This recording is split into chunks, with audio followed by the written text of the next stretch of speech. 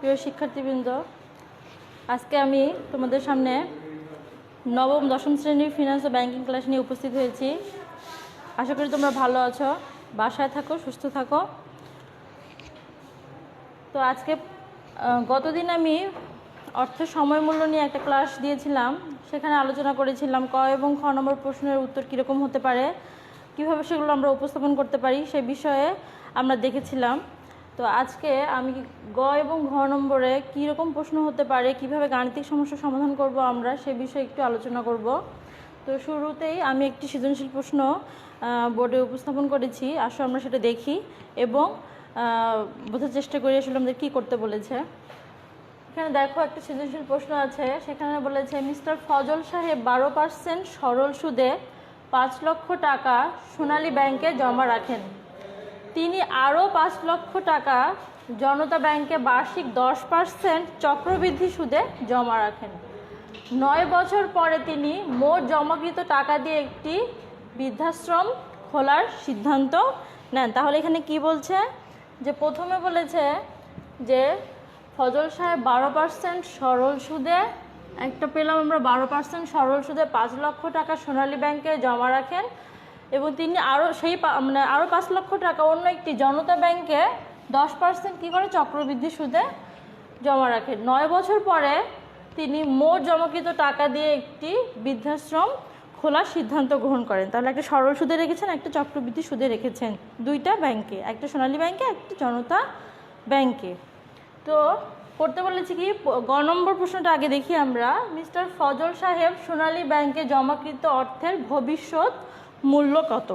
আচ্ছা, অঙ্ক শুরু করার আগেই অঙ্ক তো আমরা বুঝলাম, আমাদের ভবিষ্যৎ মূল্য এখানে বের করতে বলেছে। তো শুরুতেই গতদিন যে সূত্রগুলো নিয়ে আমরা আলোচনা করেছিলাম, কি কি সূত্র দিয়ে আমরা কিভাবে অঙ্কগুলো করব সে সম্পর্কে যে আলোচনা করেছিলাম সেটা একটু মনে করার চেষ্টা করি। তাহলে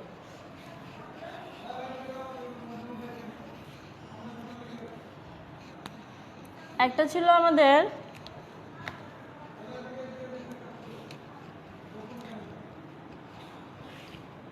পিভি, একটা ছিল আমাদের এফভি, তাই না? তাহলে পিভি এবং এফভি সূত্রে খেয়াল করো যে পিভি ছিল কি, এফভি সমান সমান i plus 1 plus i n power. আচ্ছা, এখানে খেয়াল করো, যদি আমরা একটা সূত্র জানি, আমাদের দ্বিতীয় সূত্রটা মনে না থাকলেও আমরা কিভাবে এক সূত্রের মাধ্যমে আরেক সূত্রটা বের করতে পারবো সে সম্পর্কে একটু দেখি।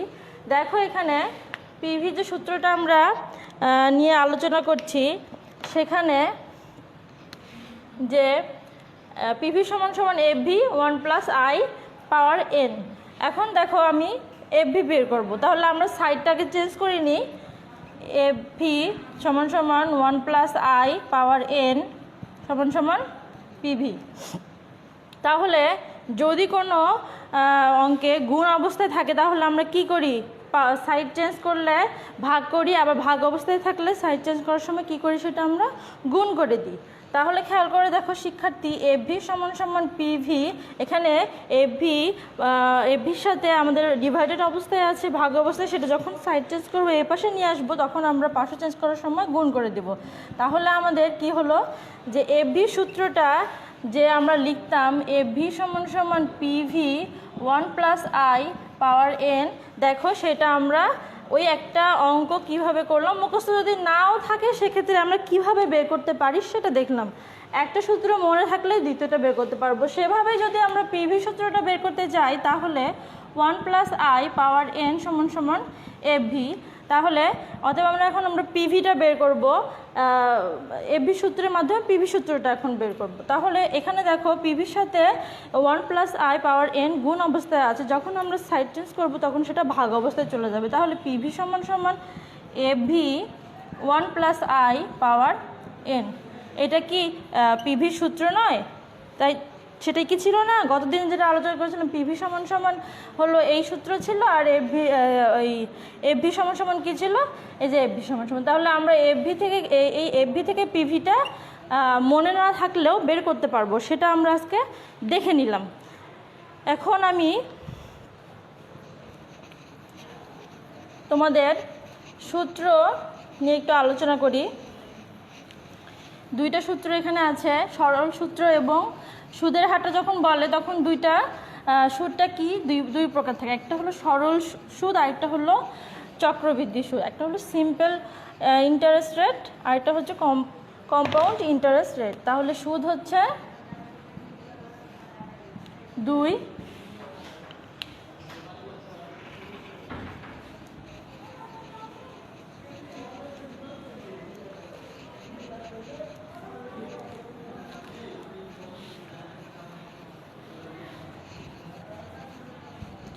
আচ্ছা এখানে দেখো একটা হচ্ছে সরল সুদ আর একটা হচ্ছে চক্রবৃদ্ধি সুদ।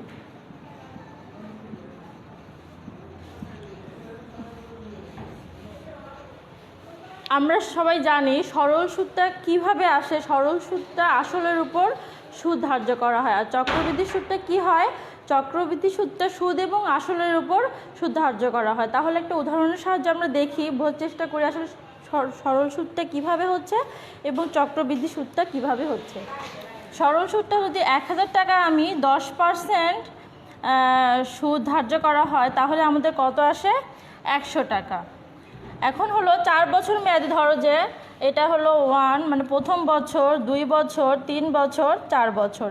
4 বছর মেয়াদি একটা প্রকল্পে আমরা 10% হারে সুদ ধার্য করলাম। সেখানে প্রথম বছর আসলো আমার 100, দ্বিতীয় বছর আমি আবার সুদ ধার্য করলাম, আবার আসলো 100, তৃতীয় বছর আমি সুদ ধার্য করলাম, সুদ ধার্য হলো 10% হারে, সেটাও আসলো 100। এভাবে চতুর্থ বছরও 10% আসলো 100। তাহলে শিক্ষার্থীরা খেয়াল করে দেখো যে সরল সুদে আমি আসলের উপর প্রতি বছরই আসলের উপর সুদ ধার্য হচ্ছে, সুদ আসলের উপর নয়। শুধুমাত্র যে অ্যামাউন্টটা আমার 1000 টাকা যে ইনভেস্ট করেছিলাম, যে সুদটা দিচ্ছে 10%, সেটা শুধুমাত্র প্রতি বছরই আমার আসলের উপরে হচ্ছে, তাই নয় কি? তাহলে এখন আমরা দেব চক্রবৃদ্ধি সুদে কি হচ্ছে। ওই সেম 1000 টাকা 10% হারে 4 বছর মেয়াদি যদি করি আমরা 100 টাকা, দ্বিতীয় বছর, এটা তো প্রথম বছর গেল, দ্বিতীয় বছর দেখো ওই যে 100 টাকা, তাহলে ওই 100 টাকা যোগ হয়ে আবার 1100 টাকার উপর আমার 10% আসবে, সমান সমান 110 টাকা। তোমরা কি বুঝতে পারছো? আমি যে সুদটা বের করলাম 1000-এর 10% 100 টাকা, সেই 100 টাকার সুদটা আবার আসলের সঙ্গে যোগ হয়ে গেল, দিয়ে 1100 হয়ে গেল। ওই 1100 টাকার উপরে আবার দ্বিতীয় বছর 10% সুদ ধার্য হবে। তার মানে সুদ এবং আসলের উপর সুদ ধার্য হচ্ছে। তাহলে এখানে 110 টাকা আসলো। আবার দেখো 110 টাকা যদি আবার একসাথে যোগ করি আমাদের, তাহলে 1210 টাকা আসে। এভাবে 10% করলে 121 টাকা। এইভাবে তৃতীয় বছর চলতে থাকবে। তাহলে আমরা মোটামুটি ধারণা করতে পারছি যে সুদটা, সরল সুদটা শুধু আসলের উপর হয়ে থাকে এবং চক্রবৃদ্ধি সুদটা সুদ আসলের উপর হয়ে থাকে। আসল সুদ এবং আসল যোগ করে দ্বিতীয় বছর সেটার উপর ধার্য করা হয়ে থাকে। তোমাদের বুঝতে তো কোনো সমস্যা নেই মনে হচ্ছে এখন। এরপরে আমি দ্বিতীয় ইসে চলে যাব।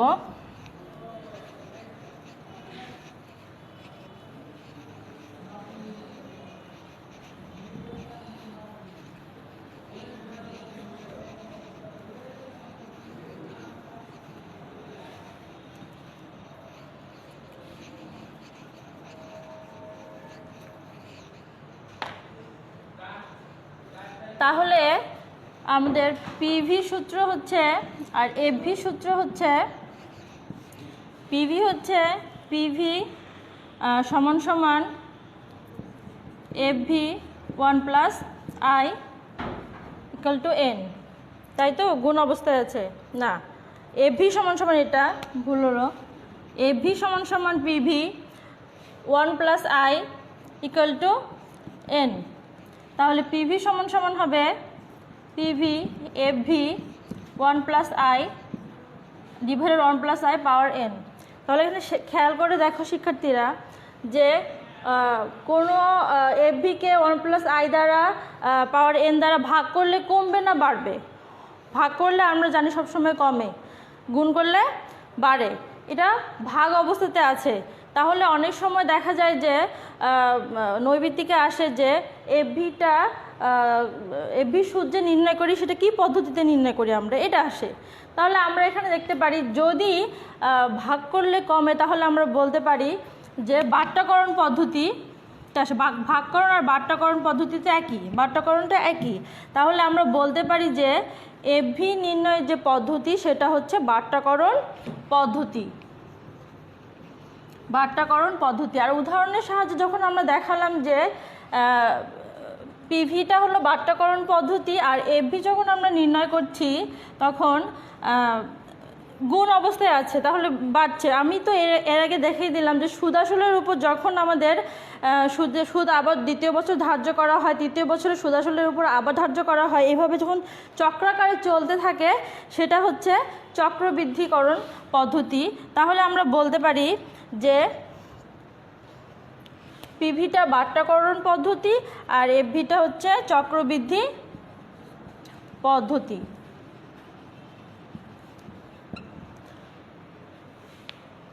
তো দুইটা পদ্ধতি আমরা জানলাম, পিভিটা হচ্ছে বাট্টাকরণ পদ্ধতি আর এফভিটা হচ্ছে চক্রবৃদ্ধি পদ্ধতি।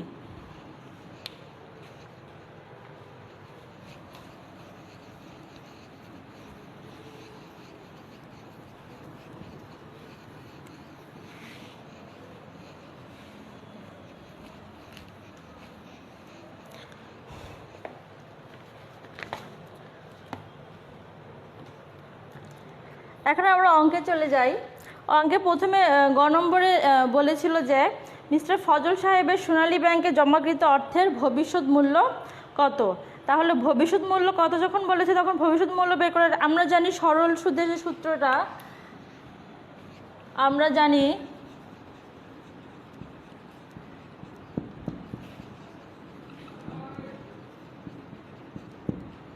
সরল সুদে এফবি সমান সমান p plus p n I.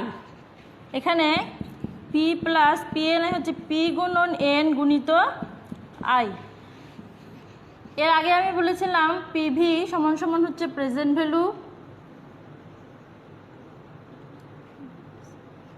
Value, FV সমান সমান হচ্ছে ফিউচার ভ্যালু, আই সমান সমান ইন্টারেস্ট রেট, এন সমান সমান নাম্বার অফ ইয়ার।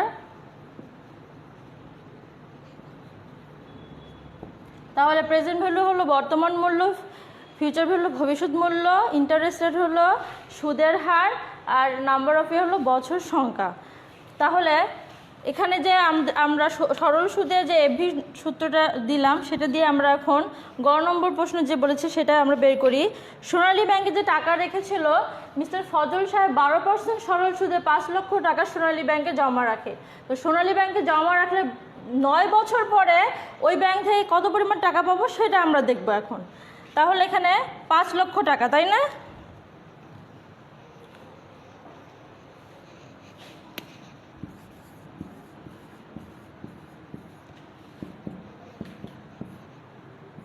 পাঁচ লক্ষ টাকা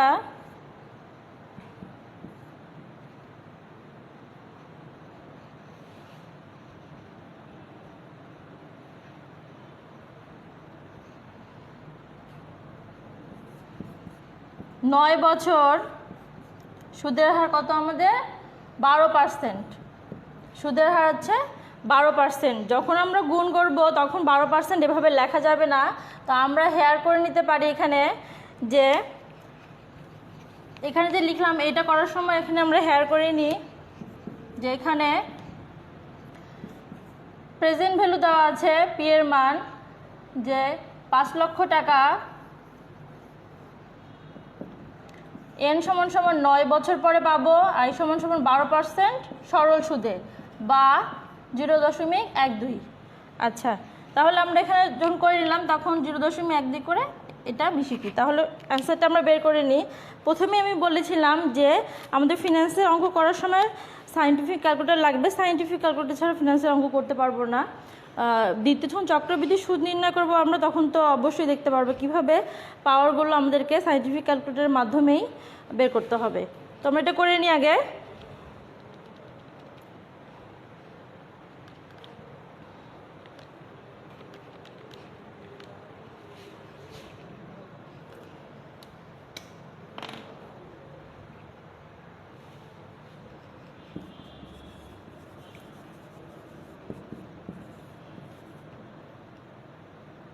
5,40,000 টাকা।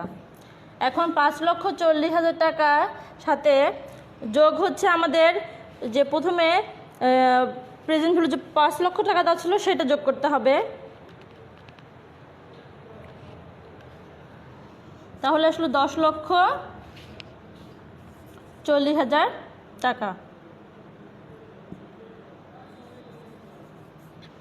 তাহলে আমরা গ নম্বর প্রশ্নের উত্তর পেয়ে গেলাম যে মিস্টার ফজল সাহেব 12% সরল সুদে 5 লক্ষ টাকা সোনালী ব্যাংকে জমা রাখলে 9 বছর পরে তিনি ওই ব্যাংক থেকে মানে সোনালী ব্যাংক থেকে কত টাকা পেলেন? সোনালী ব্যাংক থেকে 10,40,000 টাকা তিনি পেলেন। এখন আমরা ঘ নম্বর প্রশ্নটা লিখে ঘ নম্বর অঙ্কটা সলভ করব।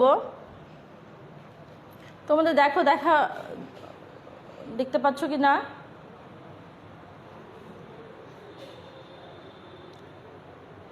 সরল সুদে যে প্রেজেন্ট ভ্যালু বের করার নিয়ম, সেই নিয়মে আমরা সোনালী ব্যাংকে যে মিস্টার ফজল 5 লক্ষ টাকা রেখেছিলেন, 9 বছর পরে তিনি 12% সুদে 10,40,000 টাকাটা পেলেন। এটা আমরা একটা ব্যাংকের বের করতে পারলাম। এখন আমরা পরেরগুলো দেখব।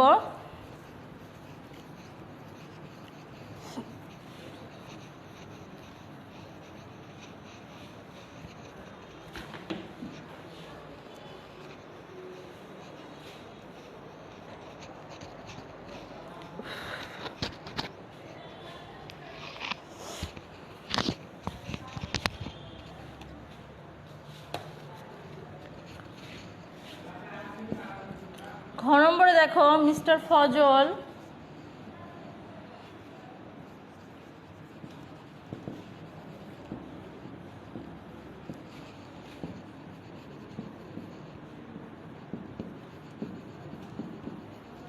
জনতা ব্যাংকে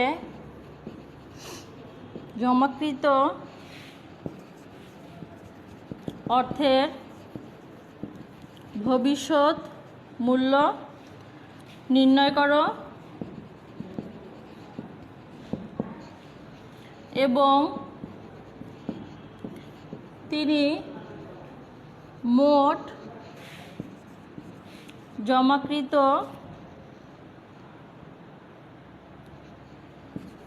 কত টাকা দিয়ে বৃদ্ধাশ্রম খুলতে পারবেন। আমরা তো গ নম্বর প্রশ্নের অ্যান্সার বের করে ফেলেছি। গ নম্বর প্রশ্ন এসেছিল, গয়ের অ্যান্সার হলো 10,40,000 টাকা। এখন ঘ নম্বর খেয়াল করো, মিস্টার ফজল সাহেবের জনতা ব্যাংকে জমাকৃত অর্থের ভবিষ্যৎ মূল্য নির্ণয় করো এবং তিনি মোট জমাকৃত কত টাকা দিয়ে বৃদ্ধাশ্রম খুলতে পারবেন। তার মানে আমি গ নম্বরে যে পেয়েছি সোনালী ব্যাংক থেকে যে অর্থটা পেয়েছি, এখন জনতা ব্যাংক থেকে সে অর্থটা কত পাবো সেটা নির্ণয় করার পরে দুইটা যোগ করে দেখতে হবে যে মোট হলো সেই মোট কত অ্যামাউন্টে তিনি বৃদ্ধাশ্রমটা খুলতে পারবেন। তাহলে আমরা অঙ্কে চলে যাই।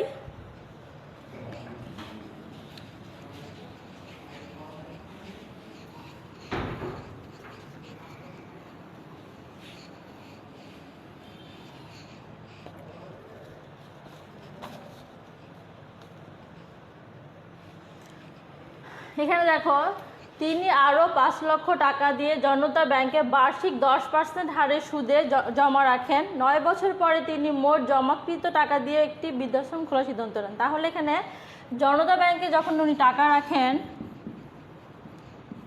তার প্রেজেন্ট ভ্যালু হচ্ছে 5 লক্ষ, এন হচ্ছে 9 বছর, আর সুদের হার হচ্ছে 10%, 10। এখন কি বলেছে, ভবিষ্যতে তিনি কত টাকা জনতা ব্যাংক থেকে কত টাকা পাবেন। তাহলে এফবি সমান সমান নেই, কিন্তু এখানে দেখো চক্রবৃদ্ধি বলেছে। চক্রবৃদ্ধি কি বলেছে? এখানে বার্ষিক বলেছে। বার্ষিক মানে কি, তার চক্রবৃদ্ধির যে কোন কোন ক্ষেত্রে কিভাবে এমগুলো কাজ করে বা এম এর মান কত হতে পারে সেটা একটু দেখে নিই আমরা। বার্ষিক বলেছে, আমরা সবাই জানি বার্ষিক মানে একবার, বছরে একবার। তাহলে এম এর মানগুলো কিভাবে আমাদের সামনে আসতে পারে? একটা হলো বার্ষিক, এম সমান সমান একবার, বছরে একবার দেওয়া হচ্ছে সুদ, চক্রবৃদ্ধি সুদ। তারপরে হলো দ্বিবার্ষিক। দ্বিবার্ষিক মানে কি? যে বছরে কয়বার দেওয়া হচ্ছে। দ্বিবার্ষিক না দিয়ে আগে আমি দেই হলো অর্ধবার্ষিক। ধারাবাহিকতা বজায় থাকবে। তাহলে অর্ধবার্ষিক হলো 12 মাসে 1 বছর, বছরে 2 বার দেওয়া হয়, 6 মাস অন্তর অন্তর দেওয়া হয়, সেজন্য 6 দিয়ে ভাগ করলেই বের হয়ে যাবে আমাদের 2 বার। তারপরে হচ্ছে ত্রৈমাসিক। ত্রৈমাসিকে 3 মাস অন্তর অন্তর দেওয়া হয়। দ্বিবার্ষিক।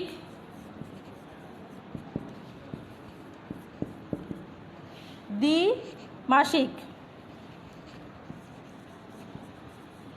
2 মাস অন্তর অন্তর দেওয়া হয়, তাহলে 6 বার। মাসিক প্রতি মাসে মাসে দেওয়া হয় 12 বার।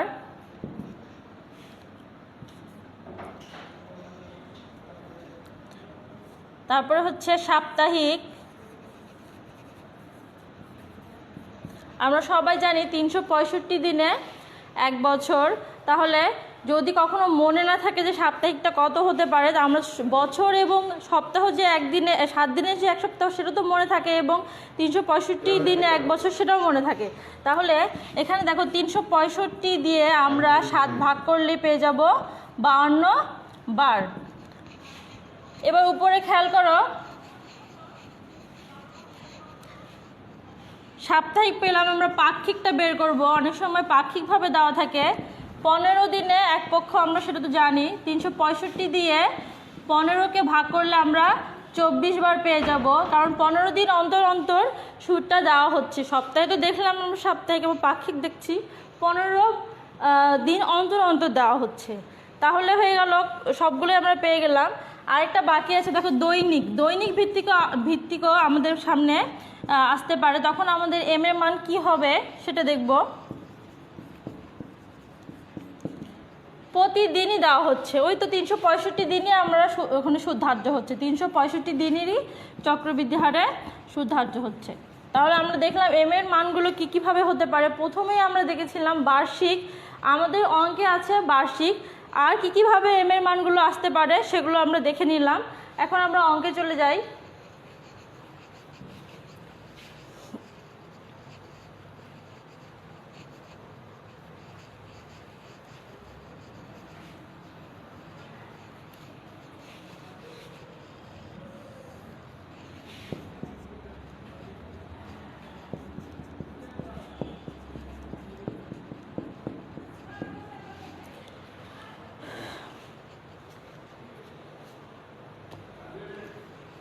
এখানে দেখো শিক্ষার্থীরা বলতে পারো যে এখানে চক্রবৃদ্ধি দেওয়া আছে, তাহলে এই সূত্রটা কেন লিখলাম, চক্রবৃদ্ধির সূত্রটা কেন লিখলাম না। চক্রবৃদ্ধির সূত্রটা কেমন আমাদের, তাহলে আমরা চক্রবৃদ্ধি সূত্রটা দেখি আগে। চক্রবৃদ্ধি সূত্র হবে প্রেজেন্ট ভ্যালুর ক্ষেত্রে এখানে কিছুই না, আই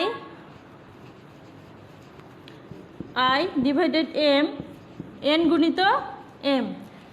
এফভির ক্ষেত্রে, পিভির ক্ষেত্রে কি হবে, F V 1 plus I divided M, N গুণিত এম। এটাই তো সূত্র, তাই না? আমরা যখন চক্রবৃদ্ধির অঙ্ক করব তখন তো এই সূত্র ব্যবহার করে অঙ্ক করব। তাহলে এখানে চক্রবৃদ্ধি দেওয়া আছে, কিন্তু আমি সেটা কেন লিখলাম না। প্রথমেই খেয়াল করে দেখবা যে এখানে বার্ষিক চক্রবৃদ্ধি বলেছে। বার্ষিক চক্রবৃদ্ধি একবার হয়। চক্রবৃদ্ধির পরিমাণটা কয়বার হয়? একবার হয়। তাহলে যদি আমি এখানে একবার, দেখো এম এর মান যদি পিভি 1 প্লাস ইন্টারেস্ট রেট হচ্ছে কত, 10.10, এম সমান সমান 1, n হচ্ছে 9 গুণন 1। তাহলে আমি যদি একের সাথে ভাগ করি অথবা একের সাথে গুণ করি এটার কি কোনো পার্থক্য হবে, কোনো হেরফের হবে? একের সাথে 9-এর সাথে 1 গুণ করলে তো 9ই হবে, ভাগ করলে তো তাই হবে।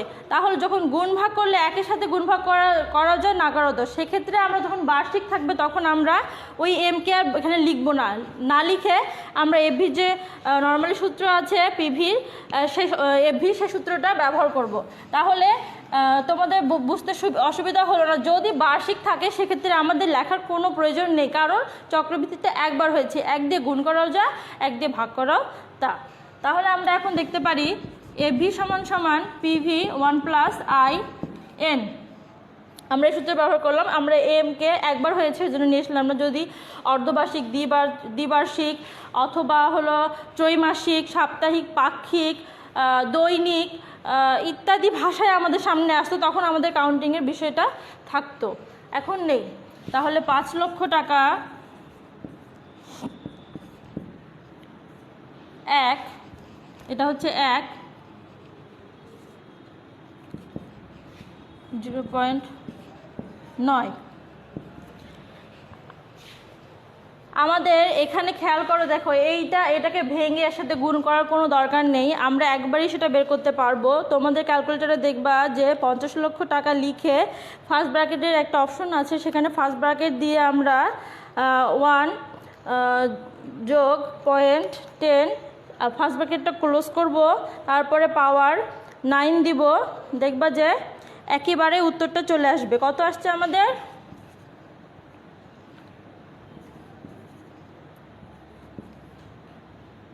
74, প্রায়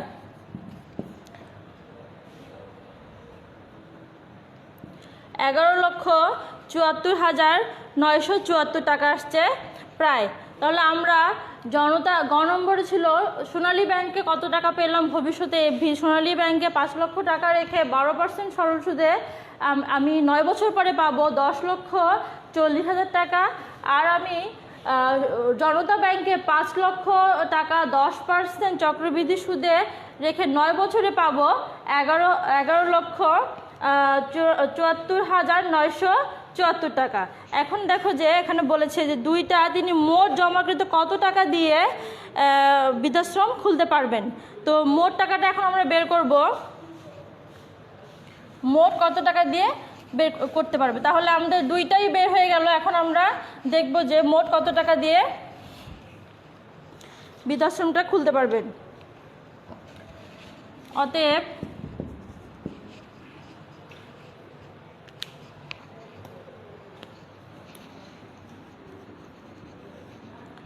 জনতা ব্যাংকের অর্থের ভবিষ্যৎ মূল্য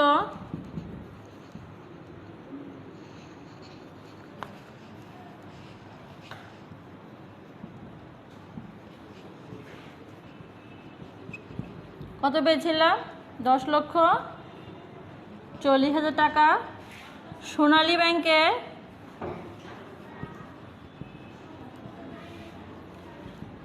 অর্থের ভবিষ্যৎ মূল্য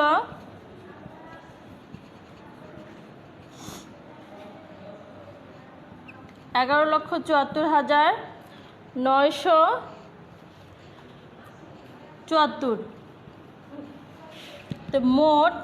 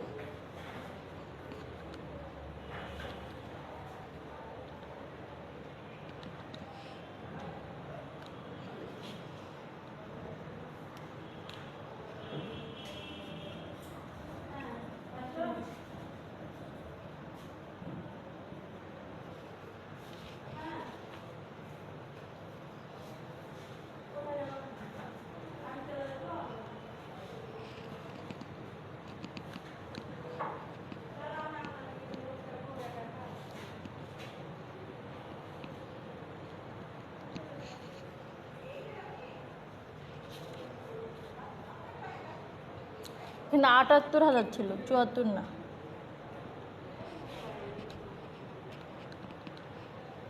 যোগ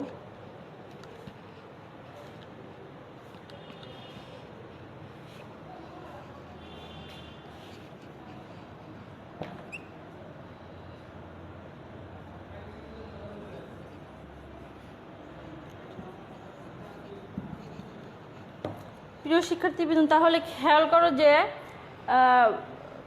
মিস্টার ফজল সাহেব যে 2 ব্যাংকে টাকা জমা রেখেছিলেন, সেই 2 ব্যাংকের মোট জমাকৃত টাকা 9 বছর পরে তিনি 22,18,974 টাকা দিয়ে একটি বৃদ্ধাশ্রম খুলতে পারবেন।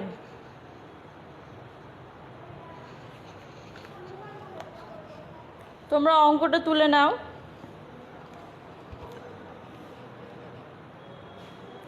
আরেকটা বিষয়, এখন থেকে নবম দশম শ্রেণীর হিসাব বিজ্ঞান ফিনান্স ক্লাস যখন নিব, তখন সকল শিক্ষার্থীরা, ব্যবসায় শিক্ষা শাখার সকল শিক্ষার্থীরা যুক্ত হবে। কারণ একটা ক্লাস সবাই দেখবে, 9ও দেখবে, 10ও দেখবে। যখন আমি 9-এর কথা বলি তখন 10রা একটু করতে 9-এ ক্লাস নিচ্ছে, 10দের তো নিচ্ছে না।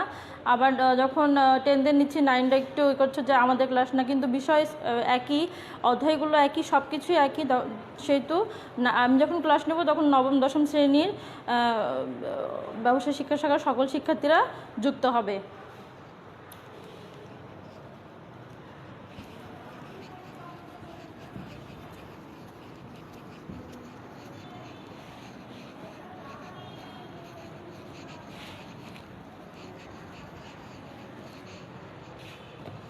আজকে আমার এই পর্যন্ত ক্লাস ছিল।